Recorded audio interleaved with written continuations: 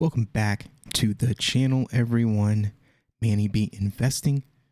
Wanted to take a look at a tweet here from David Gokhshtein. I'm not sure if that's how you pronounce his last name, but posted, Bitcoin does not fix this current conflict. To allow Putin, a dictator, to use it to avoid sanctions is not why Bitcoin was created. Sir, that is exactly why Bitcoin was created. Let's take a look at Bitcoin right now. 37, almost 38,000. It's been moving back up 1%, man. That's a lot for Bitcoin. It's a very, very heavy coin. 21 million max supply. We're almost towards the end. We're almost going to hit that shock, but for right now, it's doing a bit of a dance. It's holding low. So, people wanting it to crash below 30 so that they can start, picking up a lot of tokens and stuff that they like. But that's what it is. Bitcoin is a open ledger system, not controlled by any central authority, that is in limited supply. People call it or refer to it as digital gold. It is used as legal tender in some countries, but it is recognized across the world. And at some point, interplanetary adoption will occur. I think you missed the point of why it was created. When someone takes land, oh, that's just a political. Sounds like Russian propaganda, but okay. Oh man, he was referring to that comment, but actually, it was that is exactly for that. Sanctions equal global banking cartel. BTC equals finally free. You don't get what's happening. Good luck with BTC and crypto having a future outside of novel tyrant regimes, then clown. Oh, these people, I like to call these people the people that created the bad time. You know the cycle.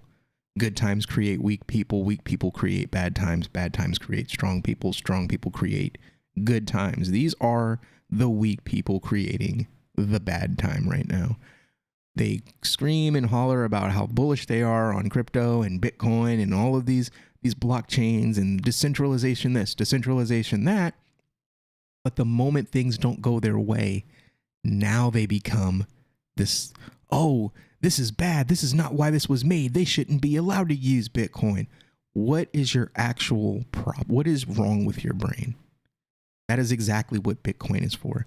Bitcoin is for the exact purposes in which Russia plans on using it for, to get around a central authority, a collection of central authorities trying to tell them what they can and can't do with their own property. And I'm not talking about Ukraine. I'm talking about finance.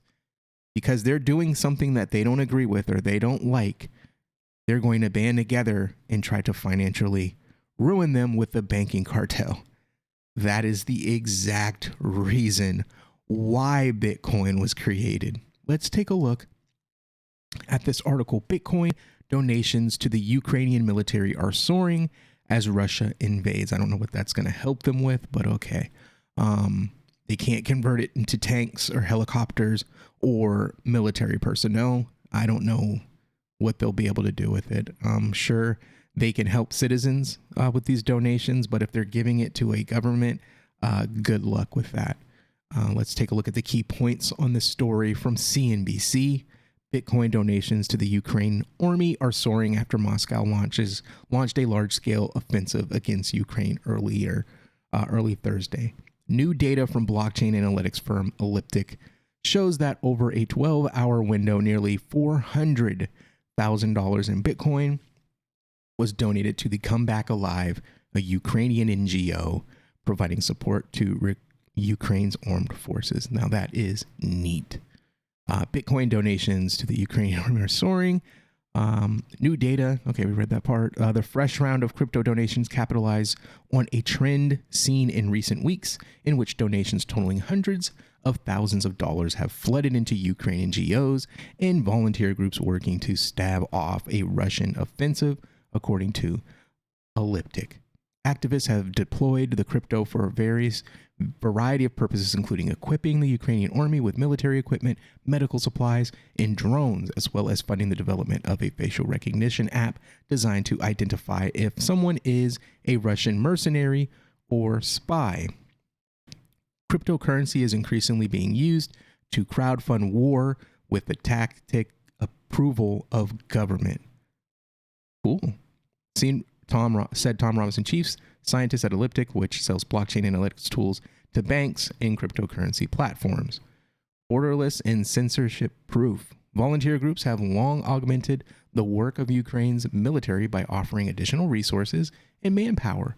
When pro-Russian Ukrainian President Viktor Yankovich was ousted in 2014, for example, volunteers stepped up to support protesters.